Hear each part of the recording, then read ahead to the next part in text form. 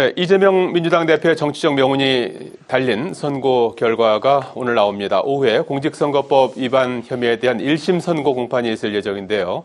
기소된 4개 재판 가운데 가장 처음 나오는 선고이기도 하죠. 이번 선고는 이 대표 사법 리스크에 중대 분수령이 될 것으로 보이는 만큼 여의도 정가에는 전운이 감돌고 있습니다. 정치 한수, 오늘은 유인태 전 국회 사무총장과 김성태 국민의힘 전 원내대표와 함께하겠습니다. 안녕하십니까? 예, 안녕하세요. 예. 자, 오늘 이재명 대표 1심 선고가 예정되어 있는데 이렇게 중요한 날에 우리 정치에서 이렇게 존경받고 사랑받는 두 분을 이렇게 한데 이렇게 모실 수 있어서 무척 영광스럽게 생각합니다.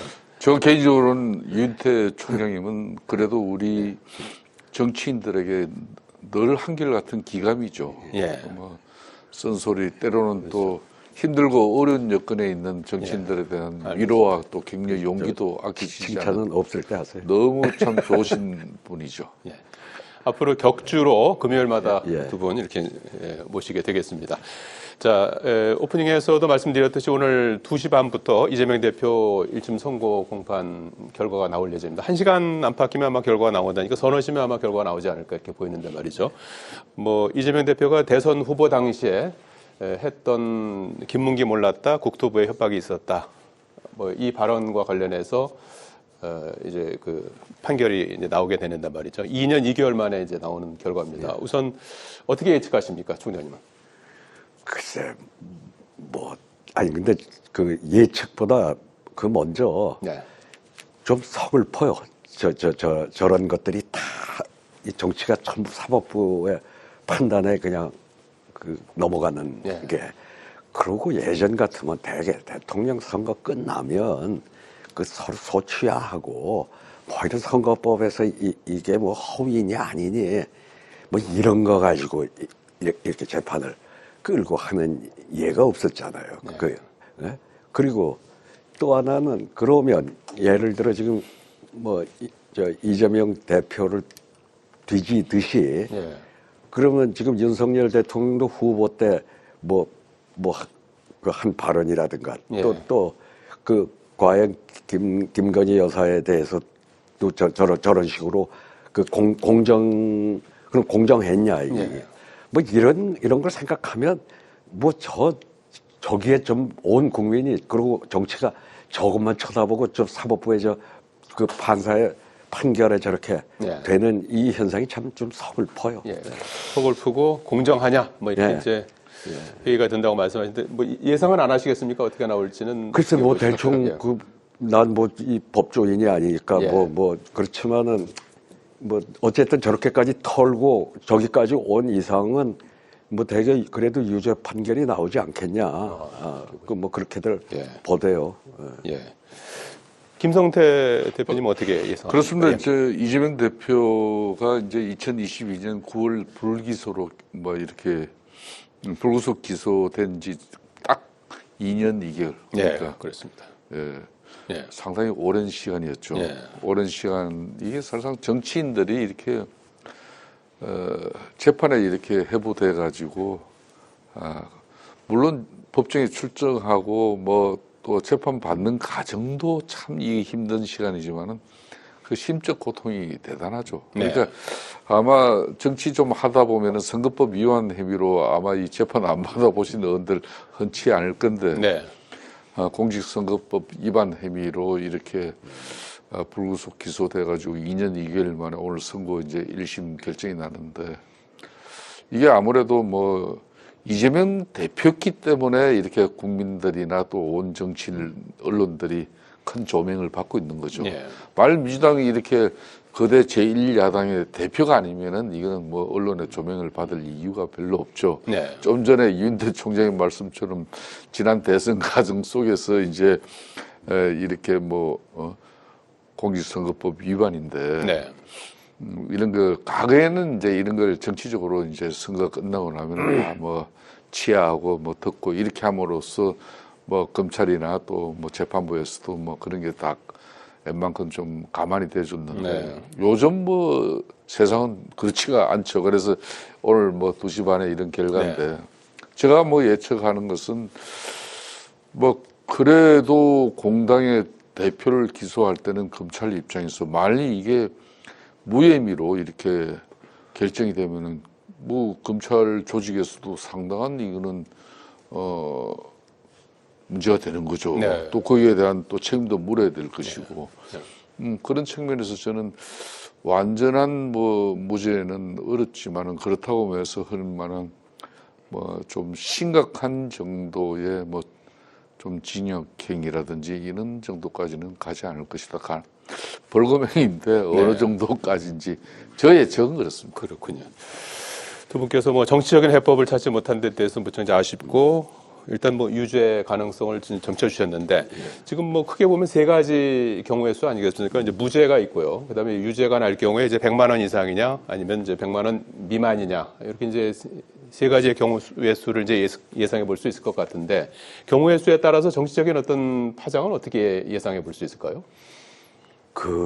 일단 지금 이재명 대표를 지지하는 측에서 보자면은 아까 말한 대로 저 공정의 문제가 있고 또 억울하다. 뭐 물론 이제 검찰에서는 그 백현동 저기 이거 상향할 종상향? 때는 종상향을 4단계나 한 거와 또 그 잘 아는 사람이 거기 뭐 징역 5년인가 받았다는 거 아니에요? 그러니까 저거는 뭐 문제가 있다 이렇게 이제 보는 걸 가지고 이제 협박이라고 이제 국토부에서 협박이 이렇게 있었다. 했다고 그렇게 이제 주장을 하는데 그러니까 우선 뭐 가령 뭐 100만 원 이상으로 이제 그 판결이 나온다 해도 아직은 1심이고 또 그 지지층에서는 저건 억울하다, 그 정치 탄압이다 이렇게 보기 때문에 그렇게 크게 흔들리지는 뭐 않지 않겠냐. 혹시 뭐 2심에서 그런 판결이 나온다 그러면 한번 이재명 대표는 그런 경험이 있잖아요. 대법에 가서 그때까지는 정치를 더 못하는 선고를 2심에서도 받아놓고 마지막에 가서 이게 무죄난 적이 있죠. 뒤집었기 때문에 그것도 같은 저거라. 그러니까 일단은 뭐 이번에 오늘 판결에서 유죄 판결 그렇게 100만 원 이상으로 나온다 해도 그렇게 크게 동요하지는 않을 거라고 봅니다. 유죄가 나오더라도 정치적인 파장은 저도 미미할 대체로 것이다. 뭐 윤태 총장님과 같은 생각인데 지금 이재명 대표의 민주당 체제는 대한민국 헌정 역사가 뭐 보통 한 74년, 6년 이렇게 되는데 그래도 흔히 말하는 정통 민주당의 역사를 이렇게 보면은 DJ 과거 YS 뭐 이런 뭐 정말 걸출한 이런 지도자 시절보다도 더 어떻게 보면 공고한 체제거든요. 그것도 뭐 170석의 이 거대 제1야당의 당권을 손에 쥐고 있는 그런 입법 수장으로서 사실상 저 기반이라는 것은 좀 전에 말씀하신 대로 공직선거법 1심 선고 결과에 따라서 지금 민주당 지도 체제나 뭐 향후 대선 뭐 과정까지도 금방 흔들 걸로 저는 보지는 않습니다. 그 1심 선고도 보통 보면은 이 공직선거법은 불금형이라도 가령 한 300만 원 미만 놓으면 보통 2심에서 들고 300만 원 이상 해가지고 1000만 원까지 가버리면은 뭐 사실상 빠져나가기 어렵습니다. 빠져나가기 어렵고 이제 대법에서 또 뭐 이렇게 재판이 다시 파기환송이 되지 않는 한 힘들어지는 경우가 많은데 저도 상당히 궁금해요. 300만 원 미만으로 받을 건지 그 이상을 받을 건지 제가 보는 가이드라인은 거기인데 정치적으로는 오늘 선거 결과 가지고 민주당의 어떤 변화도 나는 아직 없다고 봅니다. 거기에 대해서는 두 분이 일치된 의견을 이제 주셨고요. 자, 이 선거 결과는 뭐 이제 잠시 뒤에 나오니까요. 한번 지켜보기로 하고요. 김건희 여사 특검법이 어제 3번째로 국회 문턱을 넘어섰습니다. 앞에 2번은 이제 폐기가 된 상태고요. 이번에는 수사 대상을 2개 정도로 압축했습니다. 그렇게 해서 이제 도이치모터스하고 명태균 씨로부터 촉발된 김건희 여사 공천 개입, 선거 개입 이쪽 2가지 정도로 했고 특검 추천권을 대법원장에게 주고 다만 이제 야당이 비토권을 갖는 그런 내용을 담았고 여당에서는 뭐 위헌적인 부분이 그대로고 독수조항 그대로여서 반대한다는 입장 이렇게 돼 있는데 이렇게 되면 대통령 거부권 행사가 거의 확실시되고 28일쯤 아마 이제 재의결 절차에 들어갈 것 같은데 말이죠. 그래서 이전과는 좀 다른 결과가 나올지 아직 시간이 한 2주 정도 남아있기 때문에 말이죠. 그래서 어떻게 그 부분은 예상하고 계십니까? 근데 자꾸 저 특검법을 가지고 위헌적인 요소가 있다고 하는 건 대통령 지난번에 기자회견 때 나온 용어인데 아니 그럼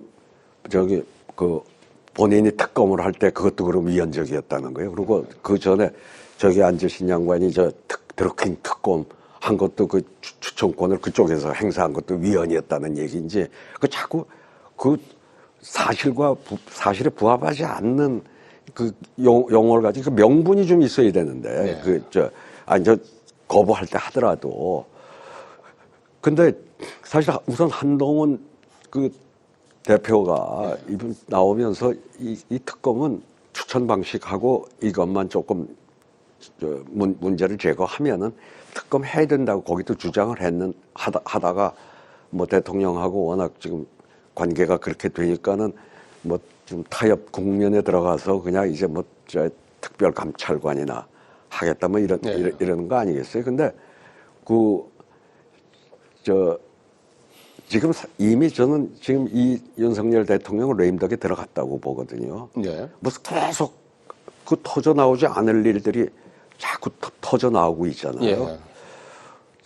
이미 이제 반환점은 돌았고 저러면 앞으로 뭐가 더 나올지 저는 지금 오늘 현재로서는 야 이거 우리가 여기서 더 밀렸다가는 이거 완전히 탄핵으로 가는 거 아니냐 해가지고 일단은 국민의힘이 뭐 이번에 재표결에서는 막을 수 있다고 이 시간 현재는 계산을 할지 모르는데 앞으로 뭐 터져 나와가지고 또 국민적인 상대 분노를 사거나 이런 게 생기면은 나는 지금의 오늘 이 시점에 저렇게 부결될 거라고 장담 못할 것 같아요.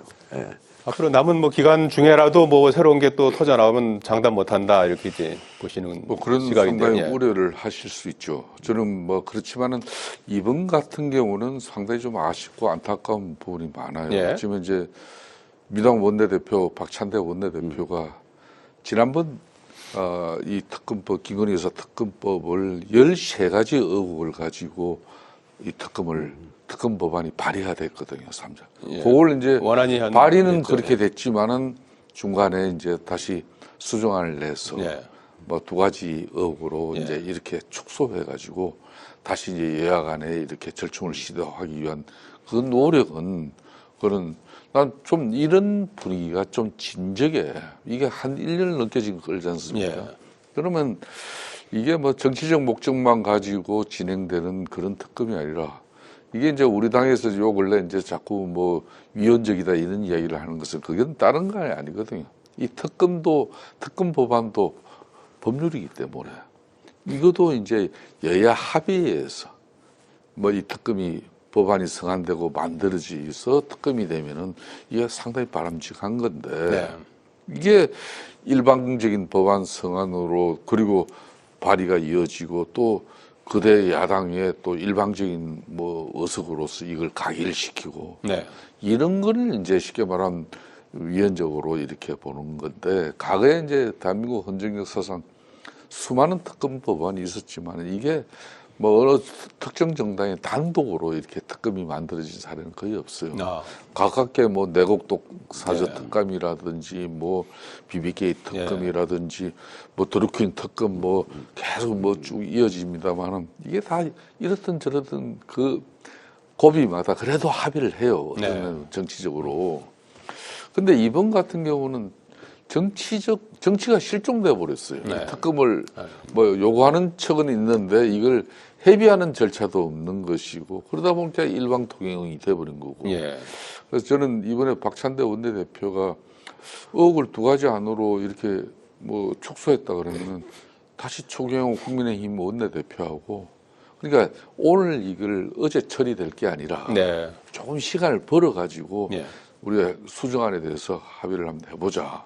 국회의장에게도 뭐 여야 간에 이렇게 협상을 좀 할 수 있는 시간을 좀 부여해달라.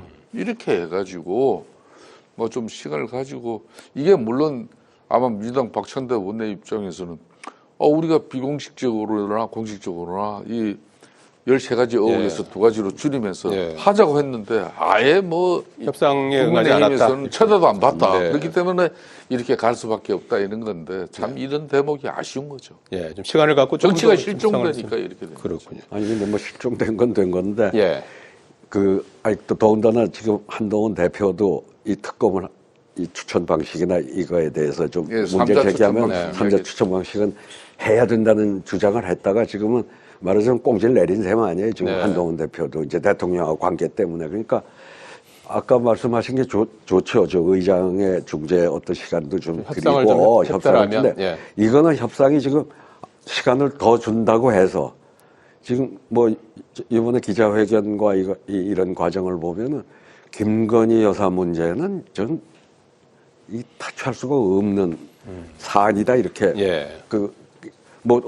그렇게 되면은 좀 저쪽이 약간이라도 이 협상에 응할 가능성이 보입니까? 예. 보인다 그러면 저 민주당이 이건 좀 더 그렇군요. 예. 시간을 좀 주고 그런 거 갖는 게 좋을지 몰라도 이 문제만큼은 저는 시간 오히려 여당은 줘봤자 특별 감찰관 카드를 꺼내 들고 그건 이제 어제 의총 열어서 저 야당이 특검법 통과할 때 특별 감찰관 논의를 해서 그걸 진행하기로 했습니다. 그런데 이제 야당에서 그거를 같이 협조를 안 해주면 사실 국회에서 3명을 추천하면 대통령이 임명하는 절차 아닙니까? 그러니까 사실 또 이렇게 저 특별감찰관 임명까지는 또 난관이 예상되는 그런 상황 아니겠습니까? 그래서 좀 여야 간의 이견차를 좁힐 수 있는 방법이 없을까요? 아니 특검은 특검이고 감찰관은 원래 그것도 대통령은 안 하려고 처음에 해가지고 뭐 서로 표대결이 간이 어쩌니 하던 거 아닙니까? 네. 그러니까 안 하는 것보다는 감찰관도 저기 두는 게 낫다고 그러면 난 민주당도 그런 데서는 또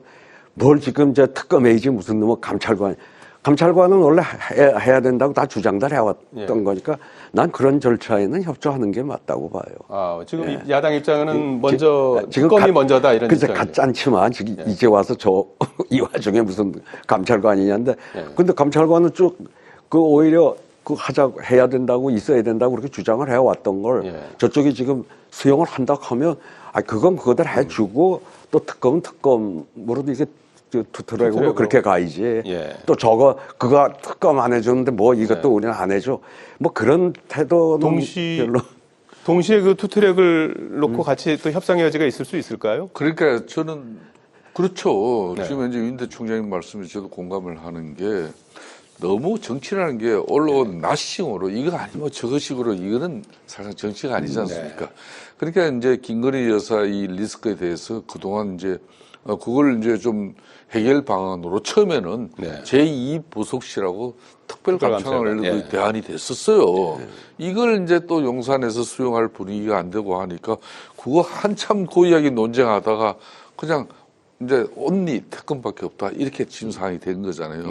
근데 이제 나름 이제 국힘 내부도 그렇고 대통령실도 그동안 한동훈 대표도 지난 10월 20일 차담회뿐만 아니라 뭐 이후에 이제 뭐 당 최고회의에서 5대 요구안이라는 걸 가지고 김건희 여사 뭐 대외 활동 중단해라, 공식 활동 중단해라, 뭐 비선 정리해라, 뭐 인적 쇄신해라, 뭐 많이 했잖아요.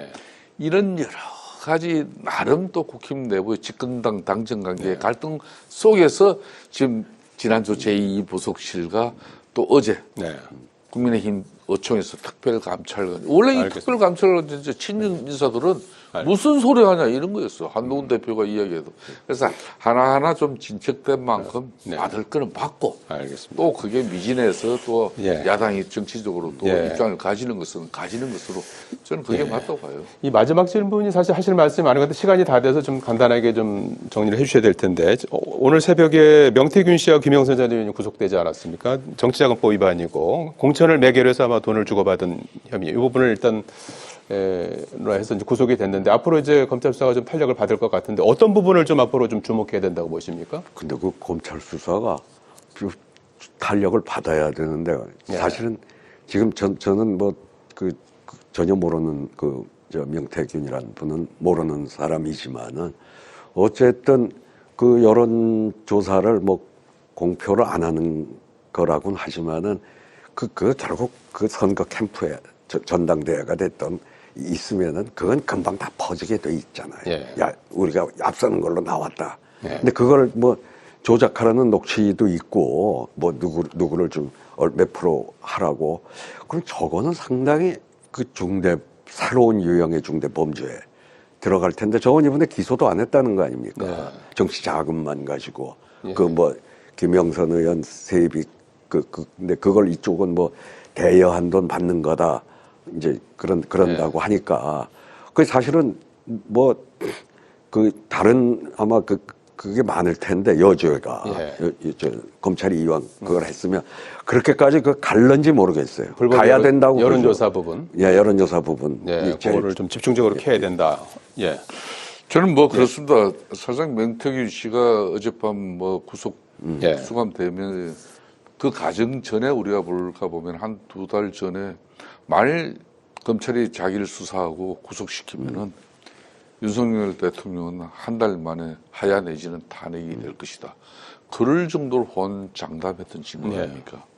뭐 그래서 뭐 일간에서는 명태균을 절대 검찰에서 구속시키지 못할 거다 그랬지만은 뭐 구속이 됐잖아요. 예. 그러니까 물론 어제는 정치자금법 혐의로서 주고받은 당사자 개념으로서 김영선 전 의원과 두 번만 됐지만 이제 검찰 수사가 진행된 만큼 저는 이 부분에 대해서 국민적 의혹이나 또 범죄적 사실이 있는 부분을 갖다가 이걸 은폐하고 축소화해서 이걸 감출 일은 아니라고 이렇게 보고 있기 때문에 이제 법원에서도 이제 영장이 발부돼 가지고 명태균 씨, 김영선 씨 당사자들이 구속 수감된 마당이니까 여기와 관련된 뭐 여러 가지 국민적 의혹이 있다면 검찰에서 명명백백 밝혀야죠. 그래서 그렇게 해서 뭐 법적인 판단을 또 받는 게 이게 민주주의죠. 예, 제기된 국민적 의혹은 검찰에서 명명백백하게 밝혀야 된다.